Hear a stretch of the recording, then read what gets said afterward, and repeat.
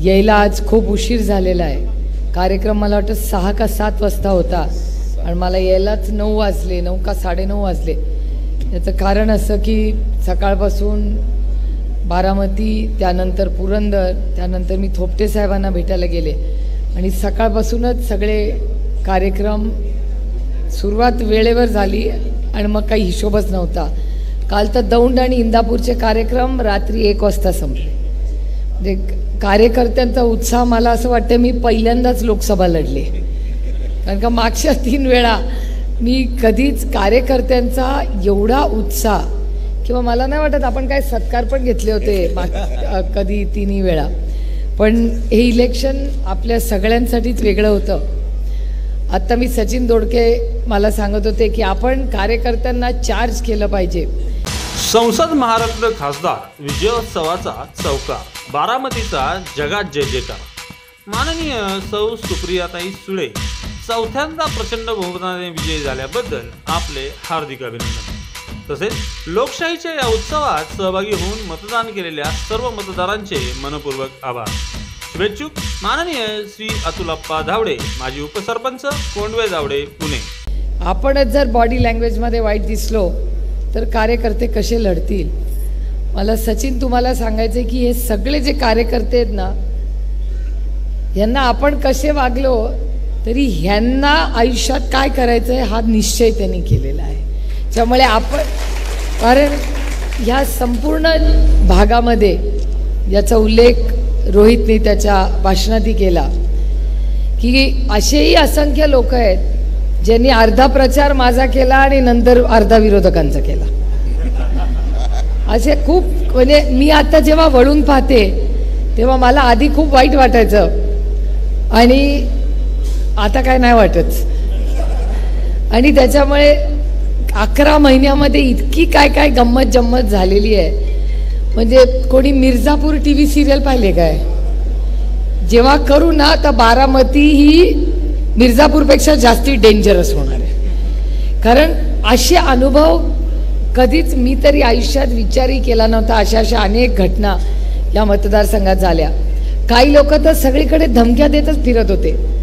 माझं एकावर तर फारच लक्ष आहे, मी वाटच बघते की तो परत कधी धमकी देतोय, तो कुठे राहतो याचा पत्ता बित्ता मला काय माहिती नाही। अर्ध्या वेळेस माझं त्याचं नाव पण लक्षात राहत नाही, पण माणूस लक्षात आहे।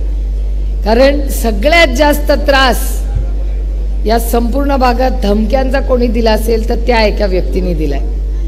आणि माझा सगळ्यांना विनम्रपणे सांगायचं की मी तेव्हा कॅन्डिडेट होते, आता मी उमेदवार नाही आहे। त्यामुळे आज बारामती लोकसभा मतदारसंघात असले जर लोक फिरत बसले ना तर त्यांचा करेक्ट कार्यक्रम कसा करायचा आहे मला माहिती आहे। त्याच्यामुळे बारामती लोकसभा मतदारसंघात आपल्या महाविकास आघाडीच्या कुठल्याही कार्यकर्त्यांनी आज नंतर धमकी मी खपवून घेणार नाही।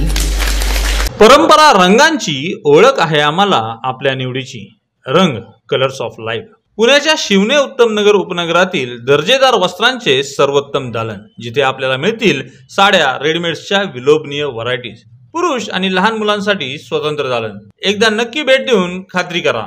रंग, कलर्स ऑफ लाईफ। त्यामुळे मला वाटत नाही, मी मगाशी पुरंदरमध्ये बोलले, त्याला थोडं जरी समजत असेल तर त्याला कळलं असेल मी कोणाबद्दल बोलते। 2-3 फिरत होती, त्यातला सगळ्यात जास्ती उत्साही तोच व्यक्ती होता। आणि जो कार्यकर्ता भेटतो तो मला सांगतो त्याचा काहीतरी करा। मी म्हटलं आता कुणाचं काही करायची गरज नाही, जे उत्तर आपण द्यायची गरज होती ती मतदारांनीच त्यांना दिली आहे। त्याच्यामुळे आता फार काय भानगडी नाही, पण फक्त धमक्या नाही सहन होणार। बाकी तुम्हाला जे विरोधात बोलायचं आहे मन मोकळेपणे विरोधात बोला, कारण का शेवटी लोकशाही आहे आणि थोडा मजा भी होण्याची आहे, कारण का आपण इथून हल्लाच करत नाही, तेच हल्ला करतात। पण चालू दे ना, तेवढं टीव्हीचा वेळ जातो, टीव्हीला लोकांना ऐकायला मिळतं आणि ते बोलले की ते आपल्याला विचारणार तुमचं काय मत आहे, आपण म्हणणार रामकृष्ण हरी, ते तेवढं झालं।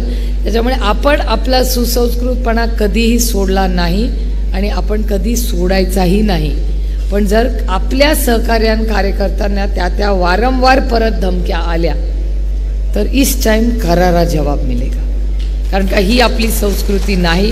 हे सगळं गलिच्छ राजकारण जे पुणे जिल्ह्यात आलंय ना, हे कुठेतरी थांबलं पाहिजे आणि त्याच्यासाठी आपल्याला हे लढावं लागेल. आता विधानसभा येईल, विधानसभा फार काय लांब नाही. माझं तर म्हणणं आहे आजपासूनच विधानसभेच्या कामाला लागा.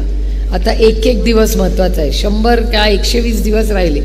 जे जे इच्छुक आहेत त्यांनी कामाला लागा, कारण सर्वे होतील संपूर्ण पुण्यात आणि आपल्याला मैदान तो पुरा खाली आहे.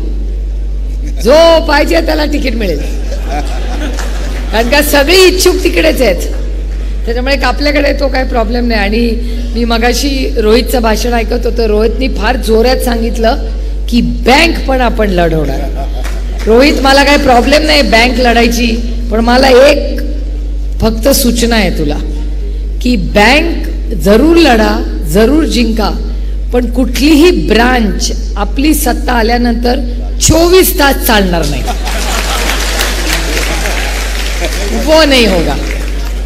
एवढी माझी एक आत्या म्हणून तुला विनंती आहे बाबा, तू चालव बँक, पण 24 तास चालू नको बाबा, बाकी तू काही कर. कारण मला उत्तर प्रदेशमधून एका खासदाराचा फोन आला.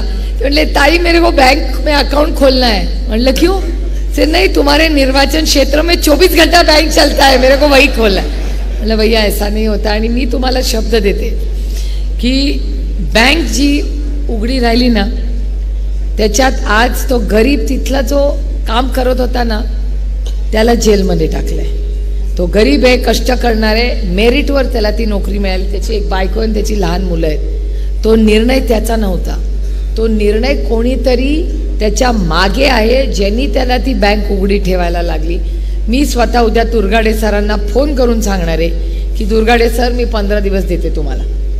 तुम्ही ज्यांनी त्याला आदेश दिला त्या माणसाला पकडा आणि ह्या माणसासाठी केस लढा. आणि तुम्ही लढला नाही तर त्याच्यासाठी आम्ही सगळे केस लढू.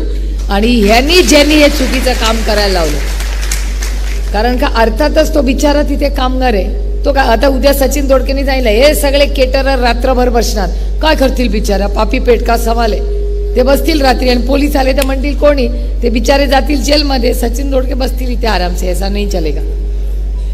अंजनी लॉन्स मंगल कार्यालय, कोंडवे धावडे, पुणे. पार्किंग, जेवणाचा स्वतंत्र हॉल आणि वधूवरांच्या सुसज्ज खोल्यांसह बजेटमध्ये असलेले एकमेव खात्रीशीर मंगल कार्यालय.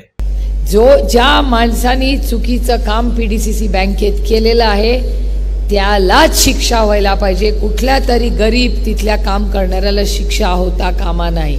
आपण त्याच्यात भागीदार नाही आहोत, पण हे चुकीचं काम बघत बसलो ना तरी आपण भागीदार होतो त्यातलं. आणि मी बारामती लोकसभा मतदारसंघात असल्या कुठल्याही गरीब कष्ट करणाऱ्यावर अन्याय होऊ देणार नाही. त्यामुळे अशा अनेक घटना आहेत. त्या दिवशी रोहितनी तर धडाकाच लावला होता. नंतर मला वाटलं काय बायकोनी नाश्ता घेऊन पाठवलं होतं त्या दिवशी, मतदानाच्या दिवशी देवालाच ठाऊक.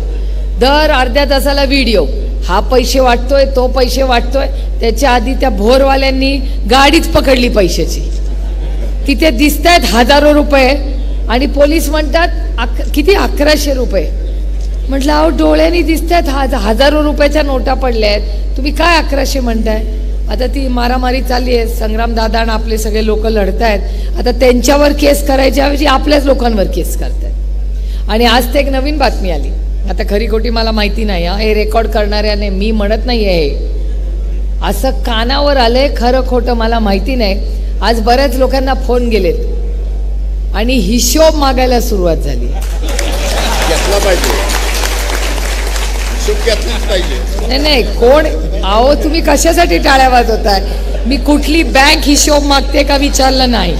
मी फक्त एवढंच म्हणाले की असं कानावर आलंय उडत उडत की अनेक लोकांना आज फोन गेले आणि त्यांना हिशोब मागितला जातोय की मी तुला एवढं दिलं, गेलं कुठे. मी पैशाचं बोलत नाहीये. हिशोब कशा कशाचा असतो. आपण किराणा मालाचा हिशोब असतो, भाजीवाल्याचा हिशोब असतो. तुम्ही चुकीचे अर्थ काढू नका. प्रत्येक जण आपले, मी काही आरोप करत नाहीये. मी जे कानावर आलं तेवढंच तुम्हाला सांगते. अशी गंमत जम्मत कानावर आली आहे. पुढच्या अजून 8 दिवसात अजून काय काय येईल. जेव्हा पुन्हा भेटू तुम्हीच मला सांगाल अजून काय काय, कारण का ही अशी उडत उडतच बातमी इथून आली आहे माझ्याकडे. पण हे दुर्दैव आहे की आपल्या मतदारसंघात हे कधीच झालं नाही. पैशाचा वाटप ना दमदाटी. एखाद्याने जर विरोधात काम केलं तर ठीक आहे, आता तो त्याचा अधिकार आहे, पण फार दूषित वातावरण हे झालेलं आहे. हे आपल्याला विधानसभेला ठीक करायचं आहे. संसद महारत्न खासदार विजयोत्सवाचा चौकार, बारामतीचा जगात जय जयकार. माननीय सौ सुप्रियाताई सुळे चौथ्यांदा प्रचंड बहुमताने विजयी झाल्याबद्दल आपले हार्दिक अभिनंदन.